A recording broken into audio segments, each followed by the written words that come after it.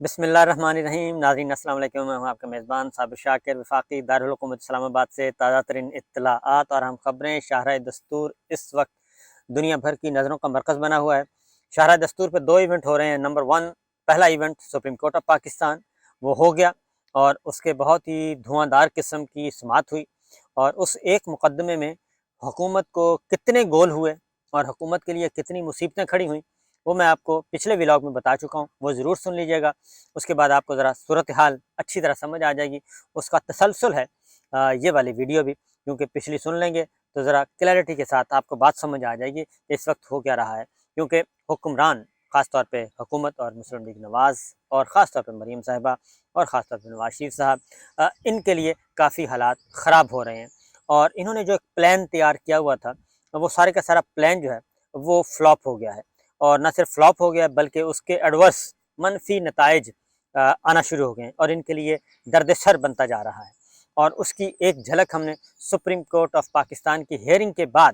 ہم نے دیکھی قومی اسمبلی کے اجلاس میں۔ ابھی تک صرف چیف جسٹس آف پاکستان نے صرف ریکارڈ مانگا ہے، ایک قائمہ کمیٹی کا ریکارڈ مانگا ہے، جس میں یہ سپریم کورٹ کو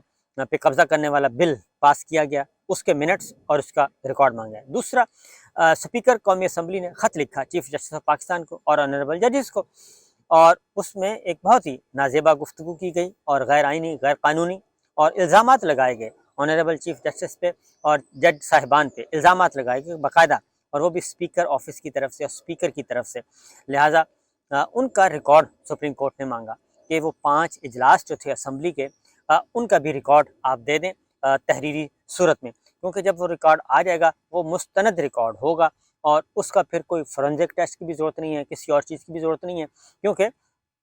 سپریم کورٹ کے بارے میں، آنریبل ججز کے بارے میں بہت کچھ وہاں پہ کہا گیا ان 5 اجلاسوں کے بارے میں۔ ابھی تک اس اجلاس کی کارروائی نہیں منگوائی سپریم کورٹ نے، وہ بھی اگر منگوا لی گئی تو وہ پھر جسٹس قاضی فائز عیسیٰ صاحب کے لیے مصیبتیں کھڑی ہو جائیں گی، کیونکہ ایک 50 سالہ تقریبات تھیں کانسٹیٹیوشن آف پاکستان کی، تو اس میں جسٹس قاضی فائز عیسیٰ صاحب جو ہیں وہ باقی تمام آنریبل ججز کو چھوڑ کر وہاں پہنچ گئے تھے ایک سیاسی بیٹھک میں، اور وہاں پہ ان کی موجودگی میں بھی سپریم کورٹ پہ تنقید کی گئی، سپریم کورٹ کے ججز پہ تنقید کی گئی، لیکن جسٹس قاضی فائز صاحب نے اس کا دفاع نہیں کیا، بلکہ خاموشی اختیار کی، اور اس کا مطلب یہ تھا کہ جو الزامات عائد کیے جا رہے ہیں شاید ان کی بھی مرضی اور منشا اس میں شامل ہے، جو کہ بالکل نہیں تھی۔ بہرحال اب اس کا اگلے ہی لمحے اسمبلی اجلاس میں پھر خواجہ آصف صاحب وزیر دفاع وہ میدان میں اترے، اور انہوں نے تقریر کی۔ انہوں نے پھر تقریر، نہ صرف تقریر کی بلکہ پھر الزامات، پھر الزامات، پھر الزامات، اور اس میں پھر مشتعل کرنے کی کوشش کی چیف جسٹس صاحب کو اور آنریبل ججز کو، اور سپریم کورٹ پہ تابڑ توڑ حملے کیے اور پارلیمان کی بالادستی کے پیچھے چھپنے کی کوشش کی۔ اس میں انہوں نے الٹا انہوں نے کہا جی ریکارڈ مانگا جا رہا ہے تو آپ سپریم کورٹ سے ریکارڈ مانگیں، آپ چیف جسٹس صاحب سے ریکارڈ مانگیں، آپ پھر 75 سے ہم 1975 سالہ تاریخ میں جو عدالتی غلط فیصلے ہیں ان کا پھر ہم محاسبہ کریں گے۔ یعنی وہ باقاعدہ وہ کہتے ہیں نا کہ منہ میں سے جھاگ نکلنا، وہ نکل رہی تھی غصے کے عالم میں، کیونکہ وہ اسپیکر کو پھر ابھار رہے تھے کہ آپ یہ کام کریں، آپ یہ کام کریں۔ تو مسئلہ یہ ہے کہ ابھی تو سپریم کورٹ نے کچھ کیا ہی نہیں، چیف جسٹس صاحب نے کچھ کیا ہی نہیں، اور انہوں نے تو بالکل پھر جسٹس قاضی فائز صاحب کے حق میں آواز بلند کی گئی، اور ان کا کیریئر بھی یہ تباہ، میں نے پہلے بھی بتایا تھا کہ مریم صاحبہ نے اور نواز شریف PMLN نے ان کا کیریئر تباہ کر دیا یہ ساری باتیں کر کر کے، اور ان کا ایک قد کاٹ تھا، اس قد کاٹ کو مائنس میں لے گئے ہیں یہ ساری باتیں کر کے۔ بہرحال ہوا یہ ہے کہ انہوں نے سوچا ہوا تھا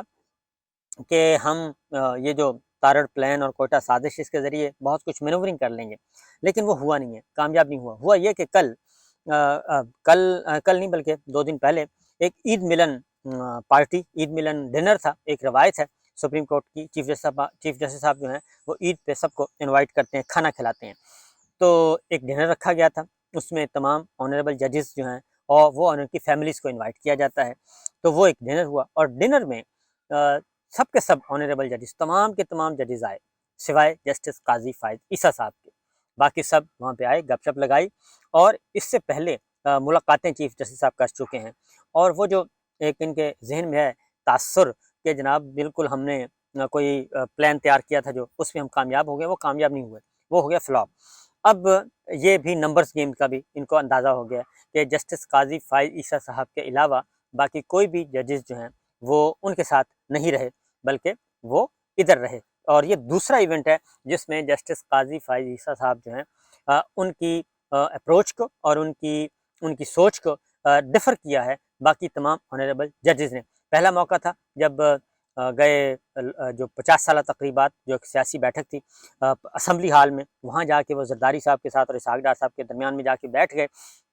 ایک وہ موقع وہ اس نے بہت امبیرس کیا تھا سپریم کورٹ کا۔ اور دوسرا موقع یہ تھا کہ یہ تو ایک کھانا تھا، اور اس کھانے کو چھوڑ کے، یعنی کہ جو اپنے چیف جسٹس صاحب کا کھانا جس میں تمام ججز صرف تھے، وہ کھانا چھوڑ کے ادھر نہیں گئے بلکہ وہ ادھر چلے گئے۔ تو اس سے جو ایک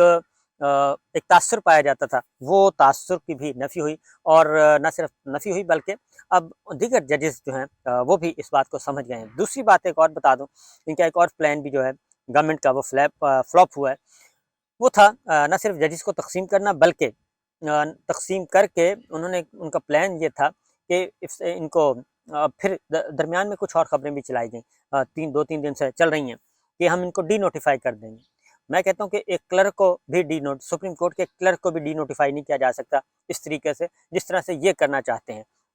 لہٰذا وہ ساری باتیں اپنی جگہ پہ موجود، اور جسٹس قاضی فائز عیسیٰ صاحب کا یہ ایک بڑا دھچکا لگا، اور اب وہی خواجہ آصف صاحب جسٹس قاضی فائز عیسیٰ صاحب کے حق میں تقریریں کر رہے تھے اسمبلی ہال میں۔ اب ایک اور بات انہوں نے کی تقریروں میں، اس تقریر میں ایک اور بات بھی کی ہے، اور وہ یہ تقریر میں بات کی کہ خاص طور پہ فیض آباد دھرنے والا کیس کا ذکر کیا۔ انہوں نے کہا جی اس کیس کا فیصلہ دیا ہوا ہے جسٹس قاضی فائز عیسیٰ صاحب نے، تو اس پہ عمل درآمدی نہیں ہو رہا۔ اچھا، اس میں باجوہ صاحب اور فیض صاحب کا شاید ذکر ہے، تو یہ اس کیس کی حوالہ، تو بھئی وہ کیس کو تو فالو ہی انہوں نے کرنا ہے، جسٹس قاضی فائز عیسیٰ صاحب نے کرنا ہے، اور کس نے کرنا ہے؟ وہ فالو کر لیتے اور اس کے اکارڈنگلی بات کو آگے بڑھاتے۔ تو اب دوسری جانب اب یہ خواجہ وزیر دفاع خواجہ آصف صاحب جو ہیں، اب یہ خود بھی کنفیوز ہیں، کیونکہ یہ باجوہ صاحب کے ساتھ معاملہ طے کروانے والے یہ تھے، ان میں سے ایک کردار خواجہ صاحب تھے جو نواز شریف صاحب کے ساتھ معاملہ طے کیے، لیکن اس کے بعد انہوں نے ایکسٹینشن نہیں دی، نواز شریف صاحب ڈٹ گئے، اور اس کے بعد پھر اب خواجہ صاحب کے لیے بھی وہ پیچھے مڑ کے دیکھا تو باجوہ صاحب نے پوچھا جناب آپ تو گارنٹر تھے، تو انہوں نے کہا جی بس ٹھیک ہے، اب نہیں ماننے تو کیا کریں، اس طرح کی باتیں۔ بہرحال یہ معاملہ ہو گیا۔ اس کے بعد جو اندر خانے بات چیت چل رہی تھی کہ مذاکرات جو ہیں اس کو سبوٹاژ کیا جائے، اس کے لیے مریم صاحبہ نے میدان میں وہ خود بھی اتری، کل بھی انہوں نے بڑی سخت کل وہ خود اتری میدان میں، پھر جاوید لطیف صاحب، پھر خواجہ آصف صاحب، پھر رانا ثناء اللہ صاحب، پھر طلال چودھری صاحب، ان سب کو میدان میں اتارا، اور انہوں نے بھی ماحول خراب کرنے میں اپنی آخری حد تک گئے کہ کسی بھی طریقے سے مذاکرات جو ہیں وہ کامیاب نہ ہونے پائیں، اور یہ مذاکرات کو سبوٹاژ کرنا چاہیے، اور یہ بالکل اتنا زیادہ فلیئر اپ کر دیا جائے۔ پرویز الہی صاحب کا معاملہ جو ہے، اب وہ باتیں سامنے آ گئی ہیں کہ جناب پرویز الہی صاحب کے بارے میں یہ جو بات کرتے ہیں کہ جی ہمیں تو پتہ ہی نہیں تھا، نہیں ایسی بات نہیں ہے، یہ سب کے سب آن بورڈ تھے، اور انہوں نے جب دیکھا کہ ایک تو چودھری پرویز الہی صاحب گرفتار نہیں ہو سکے، دوسرا اس کا رد عمل بہت آیا، پھر چودھری شجاعت صاحب کا گھر انہوں نے توڑ دیا، اور انہی کے ووٹوں سے یہ وزیر اعظم ہے۔ جب ان کو یہ پتہ چلا کہ جناب یہ تو معاملہ ہی گڑبڑ ہے، تو یہ پھر اس سے پیچھے ہٹ گئے اور انہوں نے لا علمی کا اظہار کر دیا، جبکہ حقیقت یہ ہے کہ وزیر اعلیٰ محسن نقوی صاحب کو بھی اب چودھری پرویز الہی صاحب بھی کہہ چکے ہیں، باقی بھی ہمارے عارف حمید بھٹی صاحب نے بتایا کہ یہ سارے کے سارے آن بورڈ تھے، اور یہ دانستہ، کیونکہ وہ کچے کا آپریشن ہو رہا تھا، آئی جی پنجاب تو ادھر ہوتے تھے، روزانہ بریف کرتے تھے یوکرین جنگ کے بارے میں جو کچے میں لڑی جا رہی ہے اس کے بارے میں، لیکن وہ بھی نکل گئے، سعودی عرب چلے گئے۔ پھر اب ایک اور، یہ سارے کے سارے پلان جو ہیں ان کے ہو گئے ہیں ناکام۔ اب انہوں نے مذاکرات سے پیچھے نکلنا تھا، ہٹنا تھا، تو جو بیک ڈور چینل پہ مسلم لیگ نواز اور حکمران اتحاد اور پاکستان پیپلز پارٹی، کیونکہ اس طرف صرف مریم صاحبہ تو نہیں ہے نا، مریم صاحبہ کی نمائندگی نہیں ہے ادھر تو مذاکرات ہو رہے ہیں پرائم منسٹر شہباز شریف صاحب کی مسلم لیگ اور باقی پاکستان پیپلز پارٹی اور دیگر اتحادی جماعتیں، وہ ساری کی ساری، ایک صرف مولانا صاحب باہر ہیں، باقی تو سارے ادھر بیٹھے ہیں، تو وہ سب مل کر رہے تھے، لہٰذا ایک تو پاکستان تحریک انصاف نے وہ فلاپ کر دیا سارے کا سارا پلان جو ہے، انہوں نے کہا نہیں ہم تو مذاکرات تو کریں گے، اور ساتھ ہی انہوں نے الٹیمیٹم بھی دے دیا کہ 14 مئی سے پہلے یہ سب کچھ ہو جانا چاہیے۔ دوسری جانب رات گئے، پھر نواز شریف صاحب سے بھی صلاح مشورہ ہوا، باقی لوگوں سے بھی ہوا، اور یہ مذاکرات جو ہیں ان کو منطقی انجام تک پہنچانے کے لیے ان کو میسج دے دیا گیا کہ جناب یہ اب اس طرح نہیں چلے گا، پاکستان، ریاست پاکستان جو ہے اب اس طرح نہیں چلے گی، جس طریقے سے آپ لوگ چلانا چاہ رہے ہیں بہت ہو گیا ہے، اب ذرا تھوڑا سا سینسیبل اور سنجیدگی کا مظاہرہ کریں۔ اسی سلسلے میں آج جو ملاقات ہوئی army chief general Asim Munir صاحب کی اور DGISI لیفٹیننٹ جنرل ندیم انجم کی، ان دونوں کی ملاقات ہوئی ہے پرائم منسٹر شہباز شریف صاحب سے، اور یہ ملاقات بھی اسی تناظر میں دیکھی جا رہی ہے کہ یہ جو کچھ اس وقت سیاسی کشیدگی ہے بڑی مشکل سے صورتحال جو ہے معمول پہ آ رہی ہے۔ آپ صرف یہ دیکھیں کہ جیسے ہی یہ مذاکرات شروع ہوئے تو اسٹاک ایکسچینج سٹیبل ہو گئی ہے، آپ کا ڈالر جو ہے وہ تھوڑا سا سٹیبل ہوا ہے یہ پچھلے 3-4 دنوں سے، اور جیسے ہی یہ 2 دن مذاکرات ہوئے تو سٹیبلٹی آنا شروع ہو گئی، انسرٹینٹی جو ہے غیر یقین کی صورت وہ ختم ہو گئی۔ لیکن جیسے ہی یہ 2 دنوں کے اندر یہ دوبارہ سے پھر اسپوائلر اور اسپاٹ فکسر آئے اور انہوں نے یہ سبوٹاج کرنے کی کوشش کی، تو آج ڈالر پھر اس کو تھوڑا سا اوپر گیا ہے، ڈالر بھی اور اسٹاک ایکسچینج میں متاثر ہوئی ہے۔ تو یہ ساری سچویشن جو ہے یہ کون کر رہا ہے اور کون ابھار رہا ہے، اور پھر اب یہ کہتے ہیں کہ یہ ایک تھا معاملہ، تو آرمی چیف، DGISI اور پرائم منسٹر ان کی ملاقات کا بھی یہی تھا، اور اب مذاکرات بھی دوبارہ سے شروع ہو گئے، اور پھر جو چاہ رہے تھے کہ مذاکرات نہیں کروانے وہ پیچھے وہ ہو گئے ہیں فلاپ، وہ ان کا پلان سارا ناکام ہوا ہے۔ یہاں تک کہ خواجہ سعد رفیق کہہ رہے ہیں کہ مذاکرات، ہماری جو مذاکراتی ٹیم ہے اس کو ہماری لیڈرشپ کا مینڈیٹ حاصل ہے، تو خواجہ آصف صاحب کی خواہش پہ یہ مذاکرات ختم نہیں کیے جا سکتے۔ وہ اب اس حد تک یہ جو اندر ڈویژن ہے وہ ساری کی ساری سامنے آ رہی ہے، تو یہ سارے معاملات جو ہیں یہ ظاہر یہ کر رہے ہیں کہ ان کا کافی گڑبڑ نقصان ہوا ہے، اور حکومت یا مریم صاحبہ جو کچھ سوچ رہی تھیں، اب ایک اور بات بھی ہے، ان کا یہ بھی ہے پلان تھا، اب یہ ان کی کوشش ہے کہ کسی بھی طریقے سے ہمیں سپریم کورٹ بلائے اور یہ سارے کا سارا سپریم کورٹ توہین عدالت کی طرف پہلے توہین عدالت کی کارروائی شروع کرے۔ تو میرا خیال ہے کہ سپریم کورٹ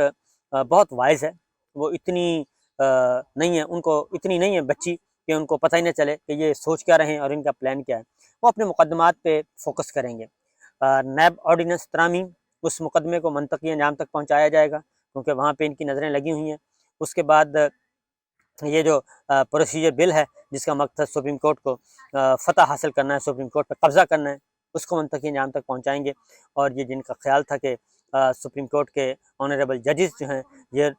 کر رہے تھے، گنتی کر رہے تھے، 8 ادھر ہیں، 7 ادھر ہیں، 2 ادھر ہیں، 1 ادھر ہے، 2 ادھر ہیں، تو مریم صاحبہ نے بھی یہ کہا ہے کہ 2 ججز جو ہیں وہ آپ ہمیں ان کو فارغ کر دیں تو ہمیں میجورٹی حاصل ہے۔ تو یہ میرا خیال ہے کہ ان کا ایک بس ان کا ایک وہم ہی ہے اور تو کچھ نہیں ہے، کیونکہ سپریم کورٹ آف پاکستان اور اعلیٰ عدلیہ اس وقت بالکل کچھ اور سوچ رہی ہے، اور جو کچھ مریم صاحبہ نے کیا ہے اور کروایا ہے، اور جو گالم گلوچ اور جس طریقے سے آڈیوز ریکارڈنگ اور پھر لیک کی ہیں، اس کے بعد مریم صاحبہ کا جو سیاسی کیریئر ہے وہ کافی وہ اپنی منزل سے کوسوں دور چلی گئی ہیں، کوسوں دور چلی گئی ہیں، کیونکہ یہ ملٹری اسٹیبلشمنٹ بھی یہی سوچنے پہ مجبور ہوئی ہے، اور ہماری جوڈیشل لیڈرشپ بھی وہ بھی یہی سوچ رہی ہے کہ اگر اس خاتون کا اپوزیشن میں اور ابھی کچھ بھی نہیں ہے تو یہ ایٹیچیوڈ ہے، اور اگر ان کو اختیار خدا نہ خواستہ کل کو مل گیا تو یہ کون سی زبان استعمال کریں گی، اور یہ کون سی لیڈرشپ کریں گی، اور کون سی یہ ایک نئی روایات کیسی قائم کریں گی، کیونکہ یہ تو ہر وقت زہر اگلتی ہیں اور اس کے علاوہ ان کے پاس کچھ ہے نہیں۔ تو مریم صاحبہ نے اپنے بیڑی میں کافی وٹے ڈال لیے ہیں، اور بیڑی میں ہو گیا ہے سوراخ، تو وہ سوراخ ابھی فل نہیں ہوگا۔ اجازت دیجیے، اللہ حافظ۔